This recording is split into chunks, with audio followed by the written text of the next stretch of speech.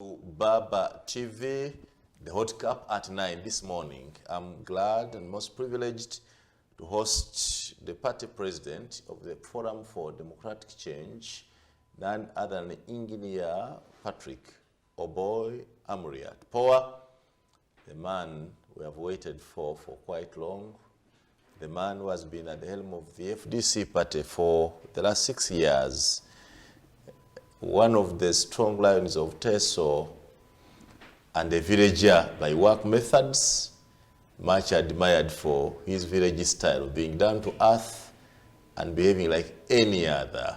Welcome, Engineer Patrick Oboi. Good morning. Good morning. Thank you very much, Sir Simon, for having me here today on the Hot Cup. It's been a while since I came to the studios. And to me, really, it's a great privilege to be here, hosted by an indomitable host, and really the person who knows me and describes me as a simple and down to earth. How do you feel when fellow politicians call you a villager? Well, I think that is where I come from. Really? It's a real description of the person who is at the helm of the leadership of the FDC, who has been at the helm of the leadership for 6 years now, coming to 6 years, and somebody who has really made a political name and made a contribution to this country coming from the grassroots. And so really, does it work for your politics? It does, because who it moved does. Without shoes for well, yes, for the whole it does work very well for my politics and the politics of the FDC. We come to this country in simplicity. We come to this country in humility. We address the needs of the common person, because it is that common person that we live with. It's the common person from which we come.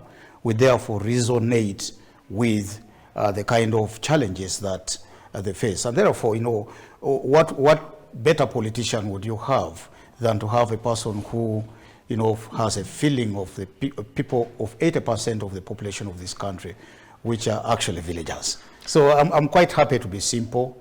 And so during my free time, you will find me in Chikubo, walking with common Ugandans, going to shop in Owino, in Karelwe, among the people farming in Mukono and elsewhere in this country. So really, I think that this description fits very well with the personality of this villager. Your village style is killing the party. No, not quite. You see, I think that whereas some political players in this country would think being sophisticated is something that appeals to the masses, I think it does appeal to just a few bourgeoisies, elites. And I mean, whom are we speaking to? We are speaking to a majority of this country. And I think that in my leadership, the FDC has profited a lot, because we have taken this party to where the people are found. Would I be right if I said you are diminishing the political space? You have disappeared. You have left the political space for the NRM, the Tova Kumeini, for the standby generators of the Mhozis, and then for the Red Devils. If this appears to be nowhere. Well, ordinary political minds would conclude that way. But, those who use political lenses to look at what is happening in the country would know that we are doing a lot of work. And we have reaffirmed the fact that the FDC is a national party. The FDC has held fort in all the regions of this country where we have representation in terms of leadership, let alone, at the national level. And so really, I think there are a number of factors that people may be looking at while judging the FDC and where it is at today vis-a-vis where it was yesterday. And quite easily, some people will say, well, you have lost the position of the leader of the opposition in parliament. And we say, oh, yes, by virtue of the numbers, under the circumstances of the election of 2021, we have lost the leading opposition political position in in Parliament. But be this as it may, I think we still remain the leading political opposition political party in the country, and there is evidence to that effect. And I think we still remain a proud people with a firm base that can be grown. We still stand on firm political ground and not quicksand, political quicksand, as some people may be standing on today. And I think it's upon the population now to judge us as we progress, especially given that the hangover of the election of 2021 has now gone, and that there is a new dawn in the face of the Ugandan population that now defines the direction that we are going to be going in the next few years. But just to comment on what you have referred to as a standby generator, and whether this really makes political sense against which any political group in this country can be measured, I have this to say. I think this is a smoke screen that people should not take seriously. I've always described the Muhoozi project as a gimmick by Mr. Museveni and his family, intended to hoodwink the people. I would like to say this man is organizing structures. A real gimmick. Real gimmick. And anybody, who has studied the politics of this country like I have done, and followed Museveni for these many years of his existence as a political player in this country, would say it is a gimmick, intended to hoodwink the people of Uganda. And just to qualify this, I want to say that Mr. Museveni is dead bent at dying in power. His affinity for power is very high, higher than any other creature in this country. And, reading through his book, The Mustard Seed, you will see that from the very, very early stages, he began to aspire to become president of this country, even way back during his school times. It's good to be ambitious, but it's also not good politically to be overtly ambitious. And I think that Mr. Museveni has defined his politics as politics of being overtly ambitious. And so, even to his son, he is not going to entertain any competition. And so really, the definition that the Balams have given to their boss, General Muhoozi, or is he Field Marshal, is that, it is only when the main generator goes off that the sub-generator or the small generator will turn on. And I think they are right in that sense. You might have followed the narrative, the change in the narrative from the time when General Muhoozi Kainerugaba sort of indicated that he's interested in the presidency of this country to what it is now today. There have been shifts in the goalposts. At one time, they said there was chest thumping and, almost a foregone conclusion that he will be on the ballot of 2026. Now his supporters and admirers are saying, okay, well, if Muse is available, then, he's not going to contest. And so I think the availability of a vacancy is going to depend on whether Museveni will be of sound mind at any one time in his life for him to continue being president, whether he would be completely deformed in a situation where he cannot lead the country, or when he's dead. Those are the three kind of situations that will cause the standby generator to be triggered, and it will start. But that will be very difficult, because the manner in which Mr. Museveni has held this country using autocratic methods, dictatorial tendencies. Yes, I will tell you this. Politics of exclusion. Really? And really, Sir Simon, I come from a point of knowledge because I have competed against Mr. Museveni. And I have seen it all. In our history as a political party, we have had Dr. Kizza Besigye tussling it out with Mr. Museveni. And you can see the kind of rough game that he has experienced 4 times. I have experienced this just once. and before that, there was the case of our elder, the late Dr. Paul Kawanga Semugere, where we saw, rigging left, right, and center in the election of 1996. And this has continued. We have also seen a Museveni completely adulterating our constitution for his own political expedience. And, this is a man, I was in the House at the time when 58 of us voted against the lifting of term limits. But before that, Mr. Museveni came with a promise to the people of Uganda to lead a transitional government that would last only 4 years. And, after as the 4 years was coming to an end, said, but look here, I think we have a weak constitution. We need to write another constitution. And so people were duped into believing that, okay, this holy political player is somebody who means well for this country. And he wants to write a good constitution for us. And, unsuspectingly, we fell into his trap. And you wrote a good constitution? Well, the constitution was written. That is also debatable. A good constitution? Well, maybe not an excellent constitution, a good constitution for this country. In Guinea, do we have a good constitution? No, we don't, because it has been amended several times, from cover to cover. I think even the color of the cover has been changed. And you know that in 2005, term limits were removed using money, bribing MPs. Why do you say using money, not consensus? The MPs then, you have been a member of parliament. Look here, yes, resolutions by consensus. There was a majority vote. I lived through this time. Because I was among the voters in parliament.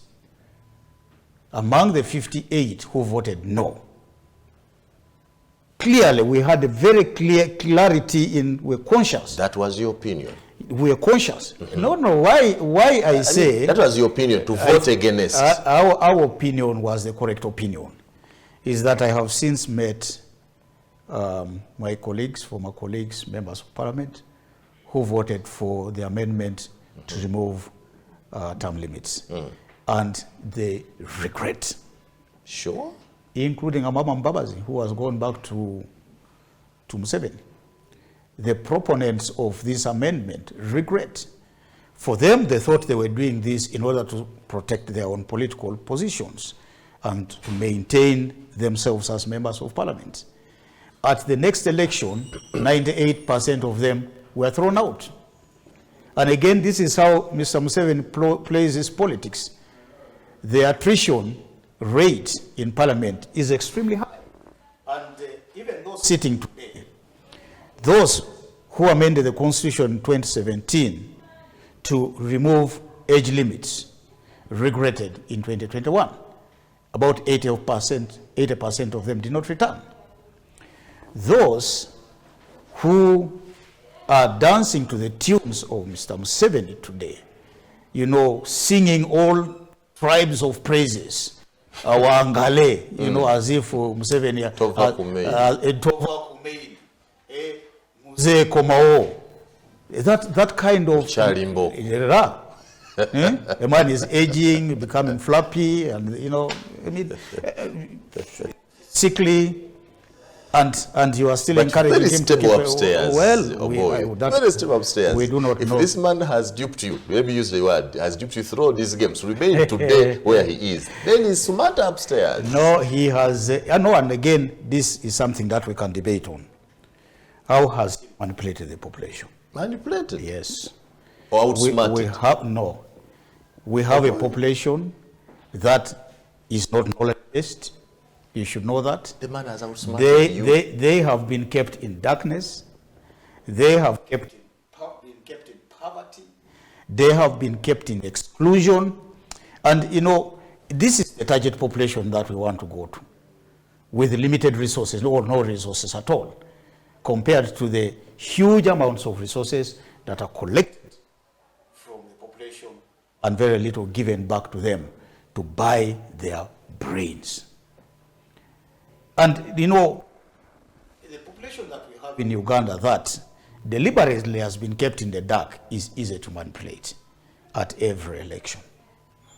And so you can easily see our folks in the villages accepting 500,000 to sell 500 shillings, 1,000 shillings, 5,000 to the maximum to sell their souls in an election. And so all the time Museveni emerges, he has the ability to allocate marks wherever he wants in an election, and because he's got an electoral commission that subscribes to him. Amuriat, my president. I am here. Those lamentations have been on for the last 20 years. What new thing do you have? We have lamented on how the population takes 500, how they go for salt, how they are manipulated. What else do we have to say? I think the population has got to rise up. And I would like to qualify what I mean by rising up. The FDC, in terms of policy, does not believe in violent change. It doesn't. And from the very inception of our political party, it believes, party, but it fears. It does not believe in that. We have told everybody who cares to listen to us that we are not going to take this country to war. You don't believe in violence. Let's go back to that. That you don't believe in violence. But you are a proponent of defiance yourself. We are not going to participate in violent change. What did you mean by we defiance? We are not going to take up arms to fight the regime in power. Now, this as opposed to activism and defiance is defiance is violence. No. Non-violence. War is an extreme level of violence. Let me even define the type of defiance that we mean. That we are non-violent in defying. And you see, defiance can take different forms. You can just sit home and be defiant. Say we are shutting our shops. We are not moving out of our houses. And once there is unanimity on this, then, Kampala can be shut down. No business. No Matoke comes to town. No Lumonde comes to town. No Amata comes to town. And then the people here in Kololo and Naguru, the bourgeoisies, begin to feel the heat of that action. That is non-violence. And this has worked. Is that the violence, the defiance you're talking about? Well, I think that we're talking about maybe some people, that's we have always been judged wrongly in as far as defiance is concerned. And again, this is a deliberate narrative of the regime in power. Because they are going to say, look, these are people who will come to town, cause havoc, break windows, step on your tomatoes, loot your businesses, items from your businesses. And that is not what we are. As a way to counter our civil and non-violent actions. And so, we are going to be spending time educating the population. As you know, Mr. Museveni has avoided civic education. And this is why he's decampaigned, political education in schools. In fact, abolished it. I think even political science in universities is under attack. And this is in preference to having a non-informed population that cannot rise up and express their desire to bring change. That cannot rise up because they are hard pressed, they are pressed to the floor, and that they require change. And this is what Mr. Museveni has done. Thank you, Poa. My guest is Engineer Patrick Oboi Amuriat, the party president of the Opposition Forum for Democratic Change, a former presidential contestant whose trademark was barefoot. We have a short break, and when we return, we talk to Amuriat on the future of his party ahead of 2026. Right, Kali, you're on Baba TV. It's the Hot Cup at 9. My guest is Engineer Patrick Oboi Amuriat, the party president of the FDC. Engineer, the public has asked some sections, how serious was your presidential bid? Was it simply a fill up of a gap on the ballot for the party? Or you really thought you were going to win and become president of this country? How serious was the bid? It was serious, as we had been serious the 3 times as a political party that we contested the presidency under Dr. Kizza Besigye. And one thing that the public needs to know is that once a candidate becomes a candidate of a political party, that candidate becomes the property of the political party. And therefore, what the population will look at is the strength of the candidate as an individual, what is the capacity of the candidate to lead the country. And secondly, the strength of the political party, and most importantly, by the way, across the country. And so I was relying on my own political strength as a person who had experience spanning nearly 25 years in the politics of this country and known to have represented people for 15 years in parliament, run in elections and won. On the other hand, my political party has got up to about 5 million supporters and members across the country. And so it was on that basis that I did go into this election, not just for the fun of it, not just to be allowed to be beaten, molested, imprisoned 45 times in 65 days that I contested, not just to go and be subjected to pepper spray and all sorts of chemicals, being taken to prison and to courts. It wasn't for the fun of that. You wanted to be president? I wanted to be president. Really? Well, why do you doubt me? You thought it was possible? Why not? I wanted to be president. The fact that Mr. Museveni would not allow this to happen, notwithstanding. And so that the question that you should be asking, in my opinion, is whether I expected a free and fair election. And to that, I would say no. I didn't expect a free and fair election. But winning was an expectation. From that kind being of announced, terrain. Being announced was not an expectation. And so when you talk about the terrain, then that is the gist of the matter. It is the right question to ask. And I would like to say to this that Mr. Museveni continues to have to own the instruments of manipulation. He continues to have an electoral commission that is part of his establishment. He continues to command the army and the police and all the other security and forces to his advantage. He continues to have unlimited supply of money coming from state coffers in an election. Now, when you put all of this together, then you find that Mr. Museveni is a favorite, normally, to be announced as the leader, as the winner of any election. Now, I know that we allocated 3.25% in the last election, and I am deliberate when I talk about allocation, because this is what Mr. Museveni does. Imagine 3.25%. That is down from that, Dr. Besigye 35. That is an allocation. What do you mean by allocation? You see, preset. In fact, even the 30 or 40 that Dr. Besigye got during his time, the 27% was an allocation.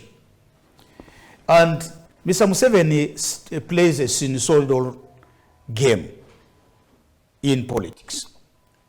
When he sees that the stakes are high and that the confidence levels in any election or the election process is going down, he brings down his marks and raises that of the opposition, so as to give hope to the opposition in the next electoral cycle. Next time. And this is the game he's playing with Noop. I am sure that, in the hearts of our friends in NUP, they would want to go for another election, expecting to win and be announced. And so anybody, a naive political player would say, but, the first time we were in the political scene, just 2 years after our formation, we were able to garner, was it 30-something? 35%. Just, within 2 years. Now, given the 5 years that we have 55. We are going to go to 80%. And, this is the narrative that Mr. Museveni enjoys most. And he will continue to play a mind game on the people, I am sure that, listen to me, yes. Sir Simon. Yes. I'm sure that if Dr. Kizza Besigye, with all his political prowess, went into this election, he would probably have been given 5%. Allocated just to sort of completely annihilate him and remove him from the political scene. That is the game he plays. And these results are doctored by the Electoral Commission. They are announced by the Electoral Commission under the command of the intelligence system in this country. And you know that... having said that... General Sejusa, formerly Tinyefuza, has said this severally of the election of 2016, that I participated actively as the field coordinator for the elect Kizza Besigye Task Force, the FDC presidential candidate. And so, talking about winning an election by the opposition, it is possible. But whether that winner will be announced is a question that is not debatable. He will not be announced under the present circumstances.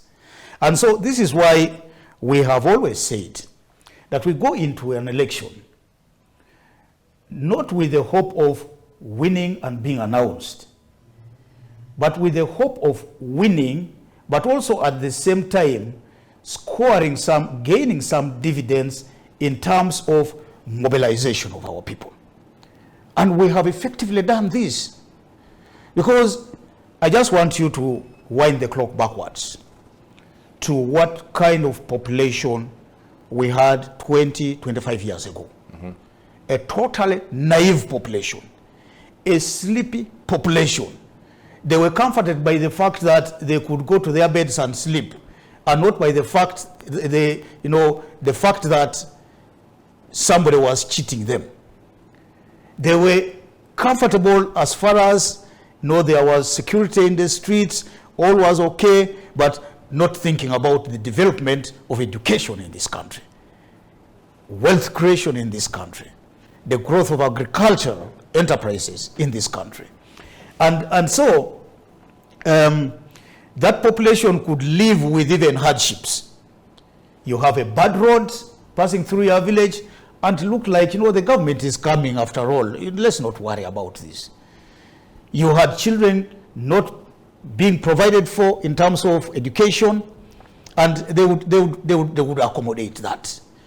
They would go to hospitals and find no doctor or medical personnel or even drugs, and they would be quite happy to go to clinics or pharmacies to buy medicine, essential medicine that was supposed to be supplied by government. Today, they don't tolerate bad roads. They don't tolerate high taxes. The spirit of defiance is written all over this country. And that, the population is prepared to rise up. It is why, if a road passing here in front of you was generating a lot of dust, you would not just keep quiet. You would act.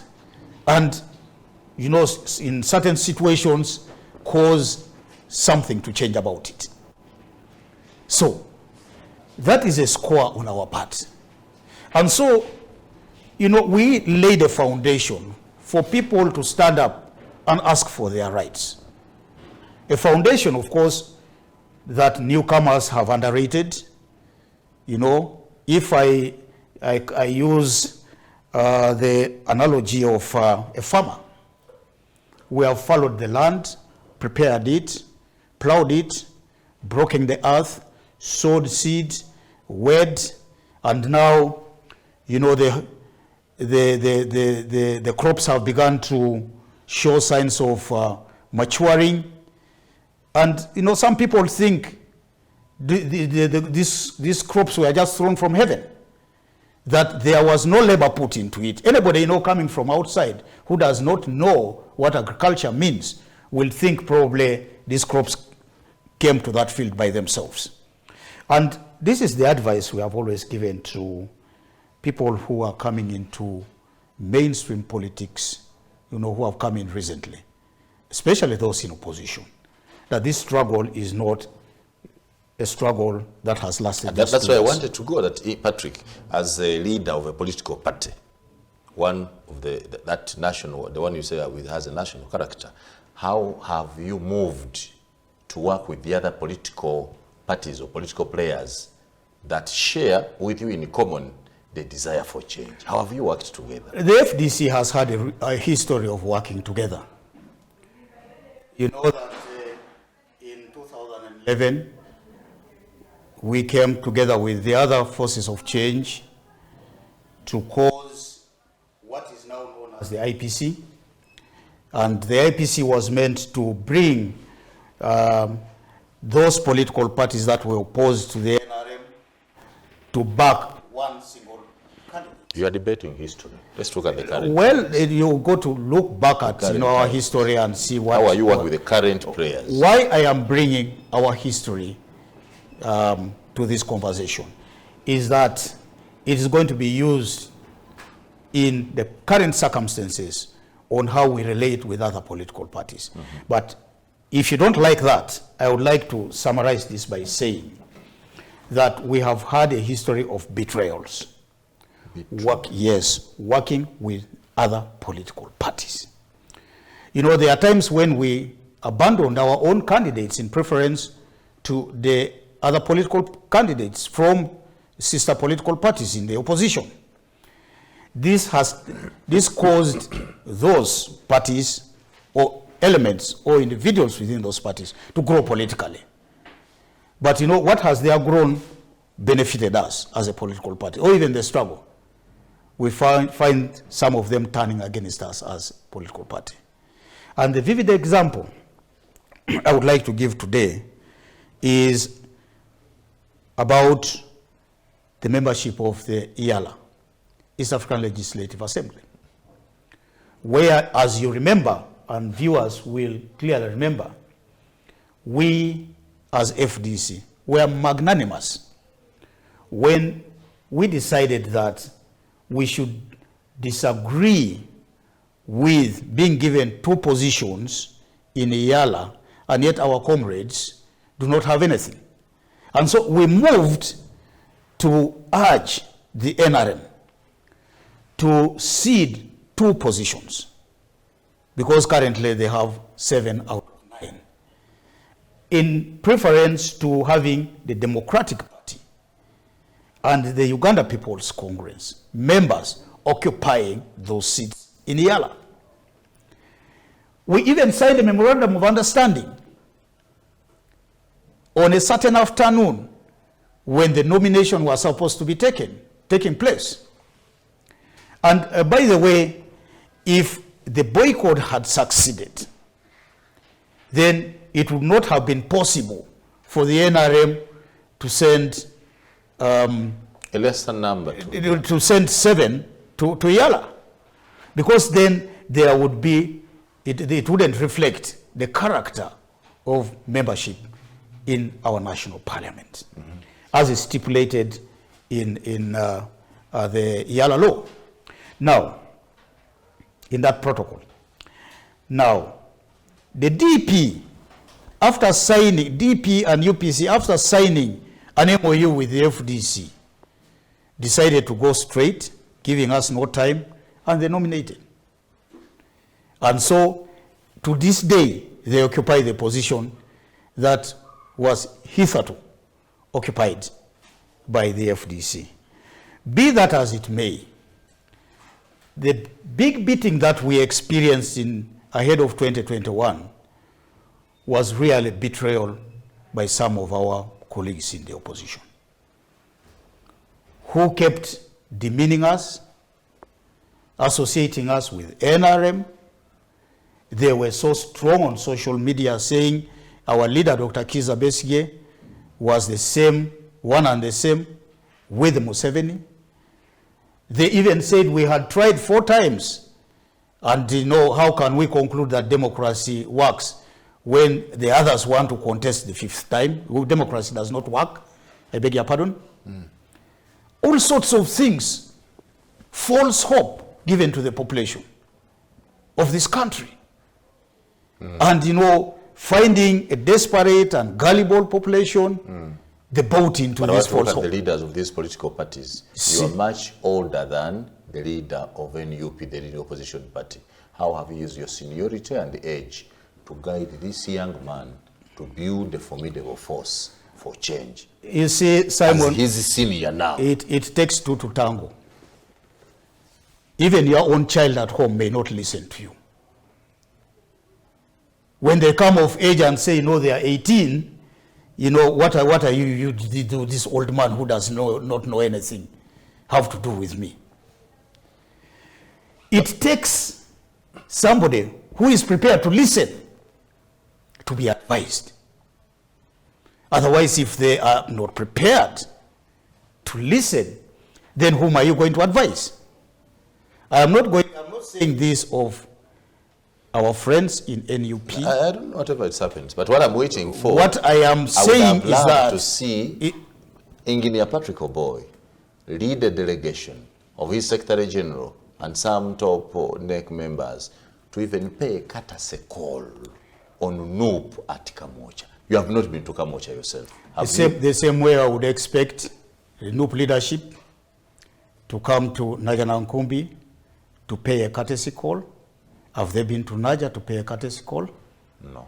It is why I am saying it takes 2 to tango. But that aside, we have held meetings before.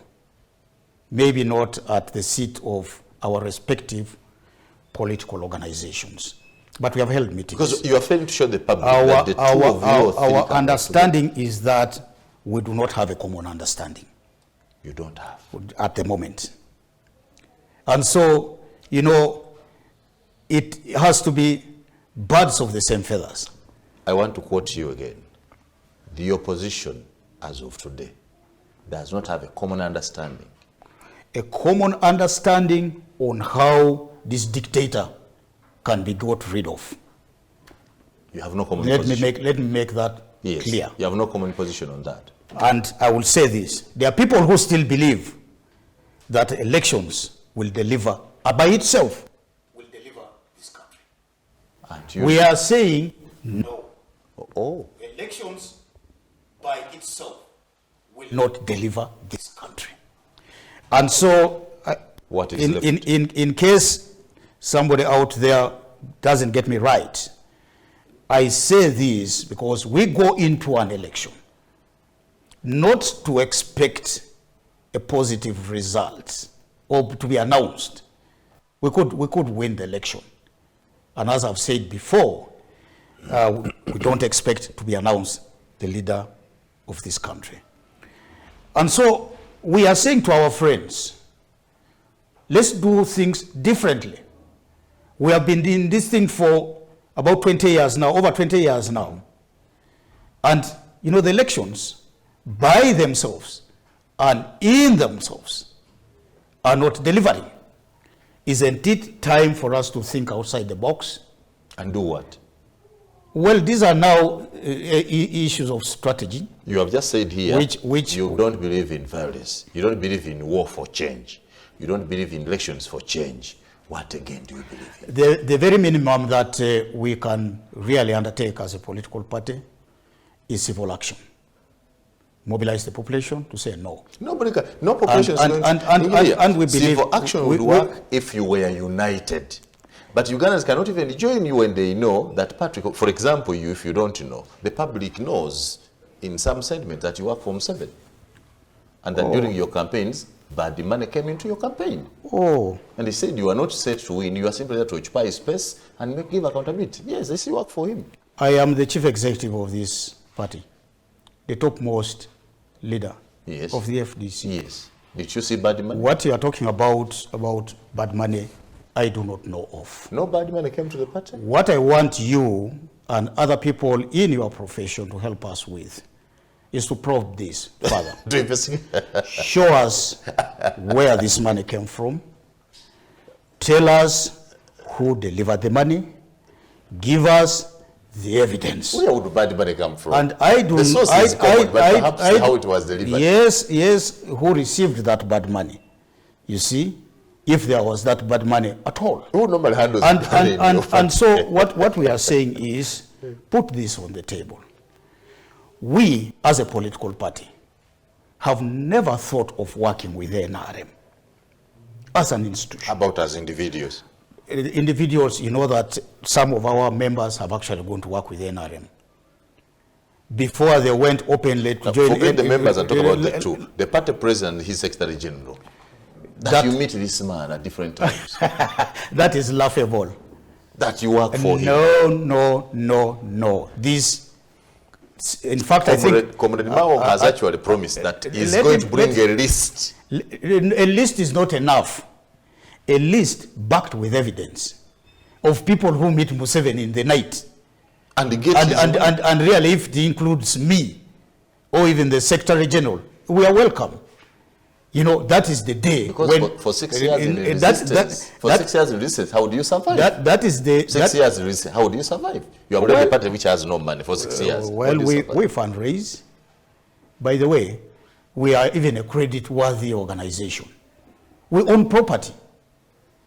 That headquarters sits on a piece of land worth billions of shillings. You know how large it is? So we are credit-worthy. I know there is little money, it isn't that much, that comes from the government through the Electoral Commission by law and by virtue of the numbers we have in Parliament. But we also have our sympathizers. And we have maintained the policy, and in fact, in preference to exposing our supporters, we keep the source of such money that we fundraise confidential. If those who are providing those funds do not want us to make it public.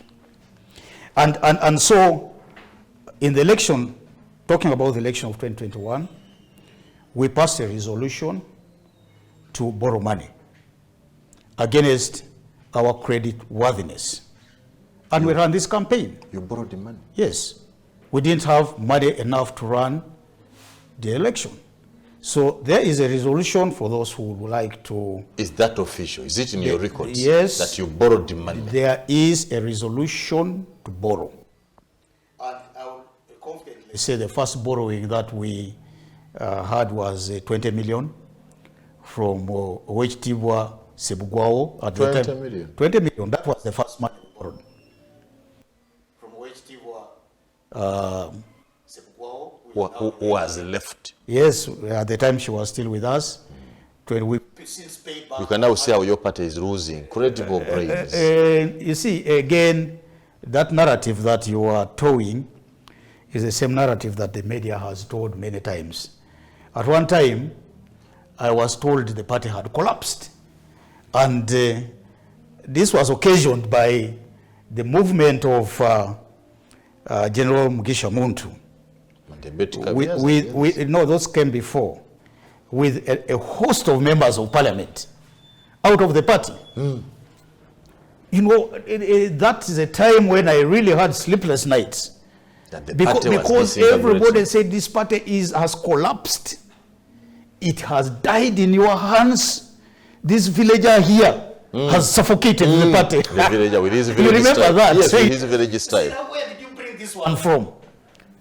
But I used my political skills to bring back the party together. My argument, and it's the argument that holds to this day, is that much as the party may be about individual political leaders within the party. The strongest foundation of the party is in the population, because it is the population that supports those leaders to become whom they are. And you know, I have been wonderful. Right, by the way. Let's have a short break. When we return in our last part of this debate and discussion with Patrick Oboi, we look at the prospects of 2026 for a party which says they don't believe in war, they don't believe in elections, but they are still in the political space to act. Let's have a short break. Baba TV, the hot cup at 9 this morning with Engineer Patrick Oboi Amuriat, the party president of the Opposition Forum for Democratic Change. We will have at least 4 last questions in brief. 1, as a political player, as a senior leader, as a mobilizer of rural communities, what's your take on the parish development model? The parish development model is again a scheme just to keep Ugandans hopeful. And you cannot talk about the parish development model without talking about the predecessor programs.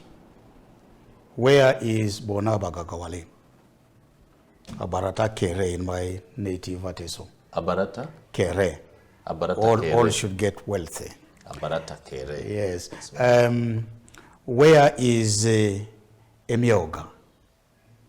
Operation Wealth Creation.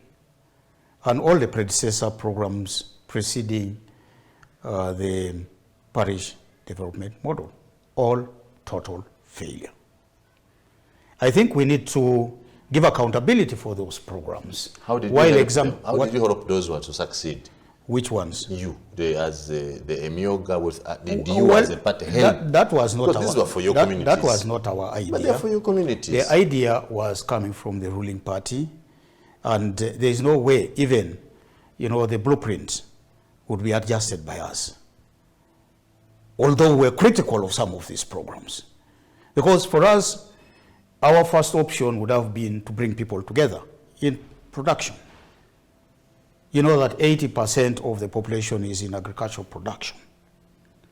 Museveni and his people, when they came to power, the first thing they did was to kill cooperatives.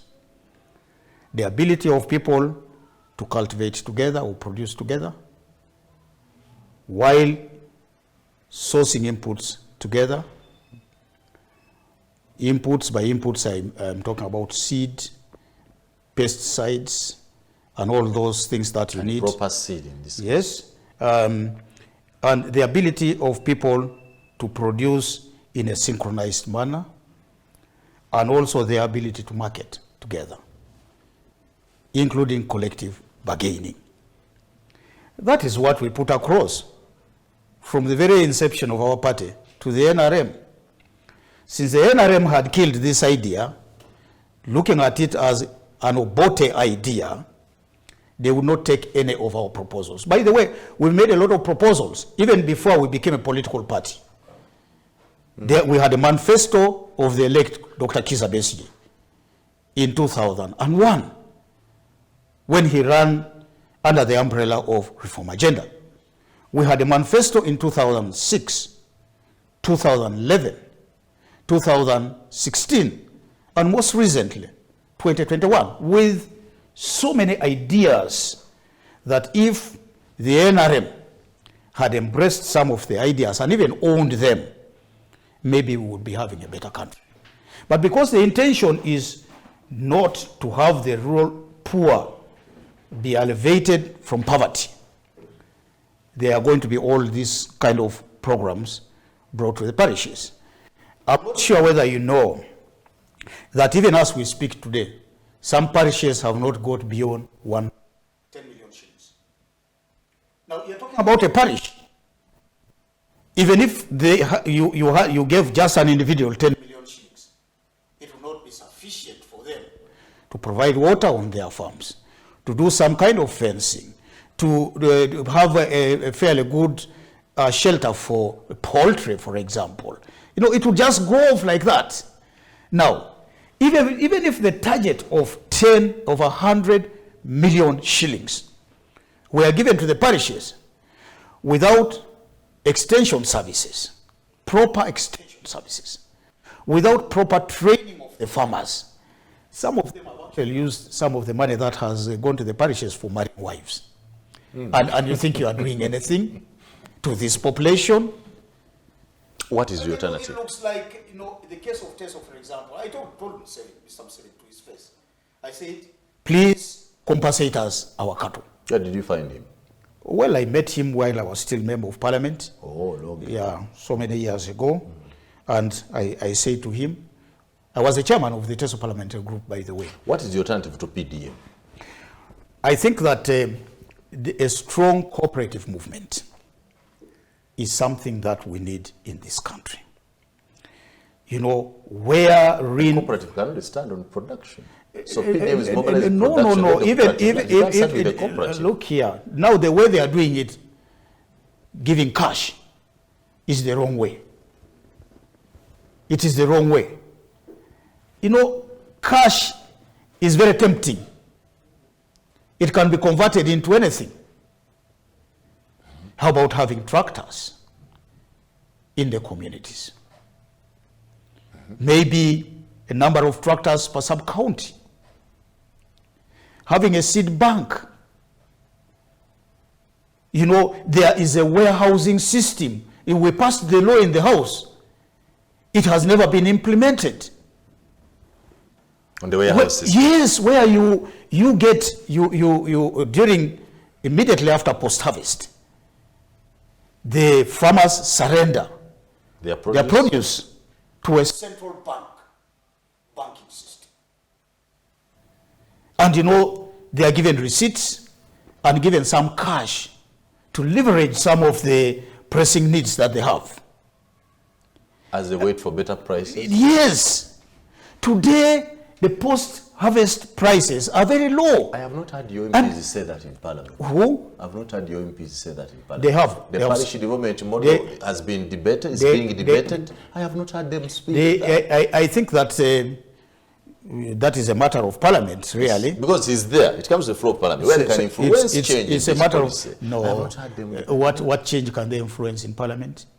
What are they doing? Parliament that is owned by Museveni, personal property. So what happens there is, we withdraw them. Our members of Parliament are there at least to provide an alternate voice. And more than any other member of Parliament in the opposition, they have played their part. You see? So that for the record, Mr. Museveni and his people will not come so many years from now to say, they were not forewarned about some of these things. I think it's good to put it on record and say it was mentioned to you. What if you asked Mr. Museveni to allow you play a sensitization role? You as FDC, where you have structures everywhere, including my Kaira where I come from, and you sensitize people on how to use this money so that you both work together to help the common man benefit. That is expecting too much of Mr. Museveni, I will tell you. Whom does he listen to in this country? We want you to see you try him. You will listen to him. That is a far-fetched dream. If you act on a positive contribution and you are going to sensitize people, not only finance, but on how best to use PDM, I know he will work with you. No, for me, I think that is a far-fetched dream. Because first, you don't market a program that you have not been part of, whose preparation, whose conceptualization you have not been part of. I think that for this conversation to bear any fruit, it would have been good for us to be part of the design of the program. How did you miss out? We were not consulted. You know how Mr. Museveni does it. It's a top-bottom approach. There wasn't any consultation done. Few councillors are put together, some of them without knowledge of what is being forwarded to them. They just say, well, I think this is a good program. They look at the money element more than any other element. I'm looking forward to a day when Mr. Museveni will say to this country, I think I have failed, I now need the opposition to work with. No, but the problem with the we are not just going to go engineer, You have very good ideas about how this country should run, and you're giving those ideas to me here on TV. But if Mr. Museveni invited you this evening in a phone call to say, hello, engineer, can we meet in State House and have a chat on the same? You would not go. Your people will tell you, you have betrayed us. So how do you want him to work when you cannot even have courtesy to visit him? I do not have to meet Mr. Museveni. In fact, I benefit nothing by doing that. No. What if Mr. Museveni wants our ideas? They are all written out in our policy documents. They are written out in our manifestos. No, you know, they are in fact, there is a lot of literature. Even when they are written down, I, Muyanga, your party member, have not read them. I'm here on TV asking, and you're explaining it to them. If you're explaining to me, why would you not explain to Mr. Museveni, the president of the country? I think Mr. Museveni has the opportunity given to him by the authority that he has to ask. I really cannot guess. Okay, if we asked, would you avail yourself? And well, yes, maybe. And again, not behind closed doors. I think I would like to address Mr. Museveni in the hearing and in the view of the entire nation. What stopped you from talking in closed doors? You are leaders. Even me in my party, FDC, there are things you and Nandla Mafami speak, and I'm not there. You go to and speak. You see, and I wait for your word. It's about the mindset of the population. Maybe. Yes, about the mindset of the population. Maybe. And the reality that happens to some of our colleagues. They go to secret meetings and they are swallowed. Not many have the spine to say no. You know, it begins by just a small conversation. Indeed, many of us have been approached by messages from Mr. Museveni, and we have said, no, we're not going to meet him on this kind of private conversation. Let it be an open forum, and a serious open forum. And talking about seriousness, we had the opportunity in iPod, but we saw that it was not being taken seriously. When he availed himself, you boycotted. No, but then when you look... No, but Ma was there, Wasserman was there, you participated in the organization, the arrangement, the setting of the program and the mobilization. The day of the meeting, you boycotted, my president. You can now ask, what did that meeting benefit? Today, do we have an iPod? The executive director is a director in KCCA. Wasn't this just an instrument being used by the NRM to undermine the opposition leaders? Just tell me of those who signed in the iPod, other than the FDC, who is not working with Museveni today. So to me, I saw this as an instrument to ensure swallowability, the ability for the NRM to swallow the other political players. And, you know, as an experienced and seasoned politician, I read into this and I said to my troops, we are not going to go to iPod. It is a total waste of time. And that's and we have been absolved on this, that after all, we were right not to renew our membership or participation in iPod, because it was a useless vehicle. I now address you as my party president. Tell me, we don't believe in war. We don't believe in elections. This weekend I'm going to Kaliro, where I am born. What alternative should I tell my villagers? Please. I want to hear from your mouth. What should I tell them? Tell them not to engage in war. You don't, they shouldn't. No war. And, but by the way, we do not stop anyone engaging in war against the current regime. Yeah, but anybody is free to do that. But we don't believe in it. For us, we don't believe in that approach. And you don't believe in elections. We will go into, we believe in two prongs to this. The civil disobedience front, activism or defiance, if you want to call it, as one prong. That we think, if our people are fully mobilized, will succeed in bringing change to this country. The other prong is in the election. Going to an election, first of all, to keep ourselves above the political waters, but also as an opportunity to buttress the first prong. And we are doing this because every day that passes in our politics, you find the political space becoming smaller and smaller. The political passage is becoming constricted. We cannot be able to participate, perform our duties normally as a political party. IPOD, even if certain sections of that law have been outlawed by the courts, you know, the police still holds POMA. They still hold POMA high up in the air. And you saw scenes happening in Toro last time with our friends of NUP. These are things that we faced 20 years ago. The World Cup at 9 with Engineer Patrick Oboi Amuriat. Patrick, when did you last speak to the party leader of NUP? As a brother, casually. Casually. Maybe in a phone call. We did meet in Soroti in the elections, physically. That's the last time you met? He came over. Okay. And then we did meet somewhere again and promised that we would meet another time. How about your predecessor? Dr. Besige? Major Muntu. General Muntu. We again met in Serere recently. We were crossing in our campaigns and had a conversation. We have always met. I actually do not have any axe to grind against General Muntu. Honorable Basalwa has been a bit evasive.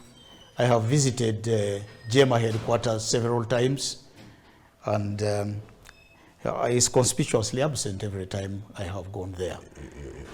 So we have taken a long time without meeting physically. What do you miss about it? But I do remember that we met at the funeral of the father of the Lord Mayor in Kalungu.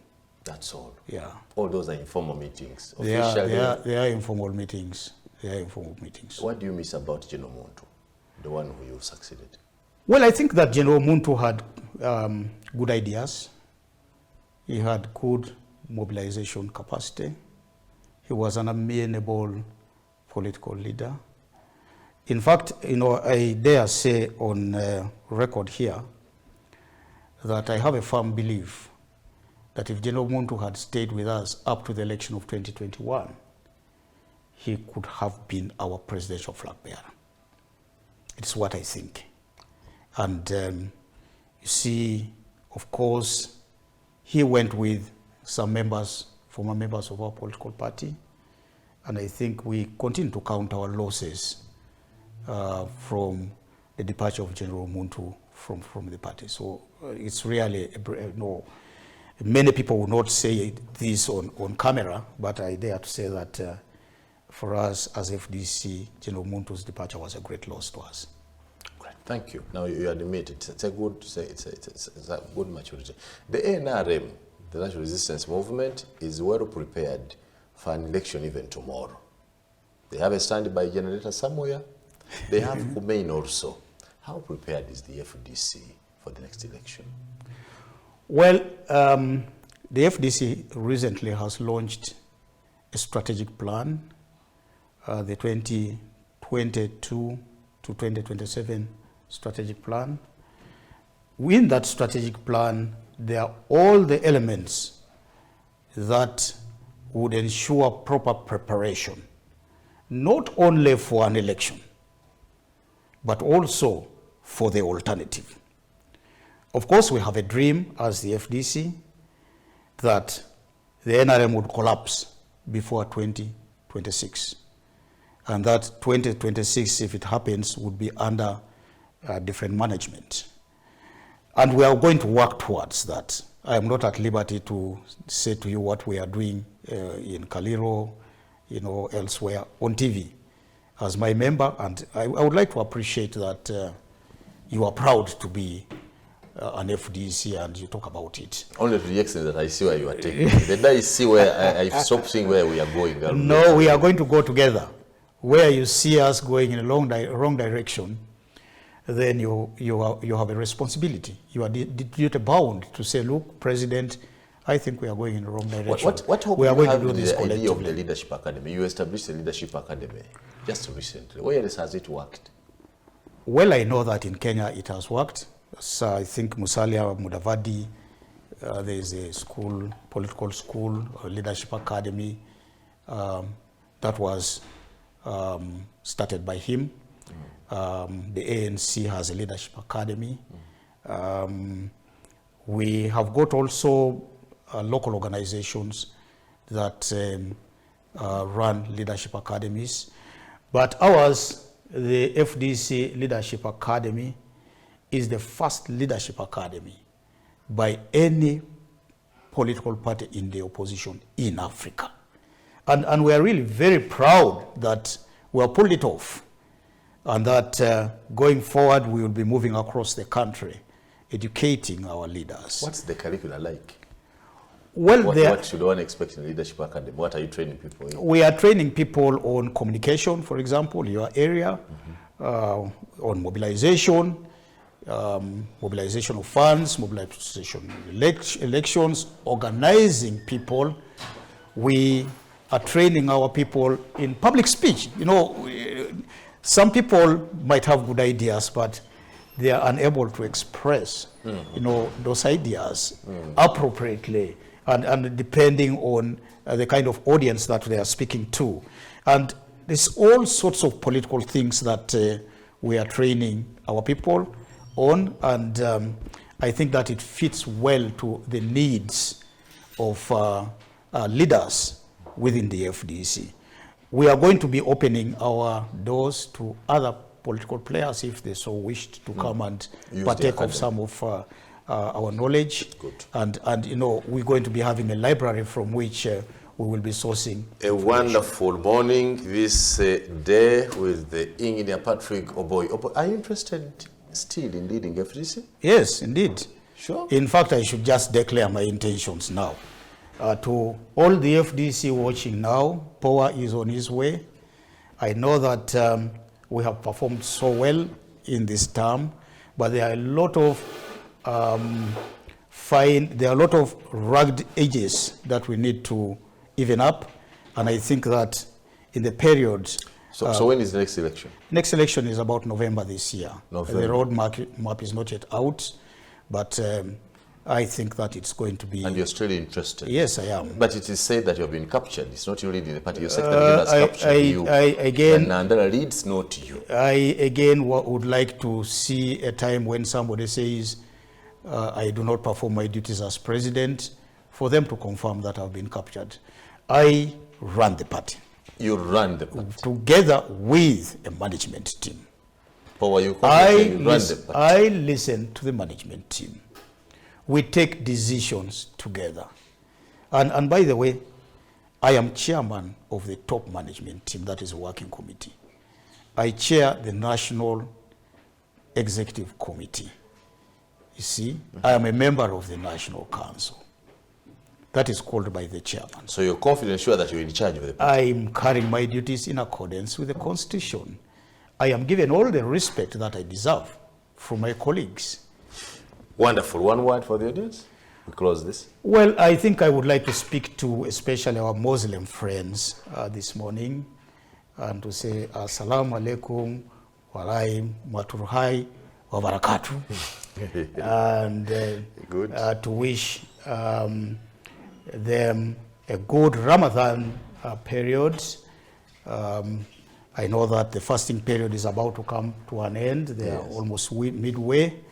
And to say that today, the day after tomorrow, Friday, we will be hosting an iftar dinner at our home in Najanankumbi. And I would like to extend a word of welcome to all of them to come and join us, and to wish them a good and happy holy month of Ramadan, and in advance, Eid Mubarak. Thank you. We have had an opportunity to have you. Thank you for coming. Thank you for giving Baba TV all this time and this space to discuss these wonderful ideas. Thank you this morning. Thank you very much for having me here.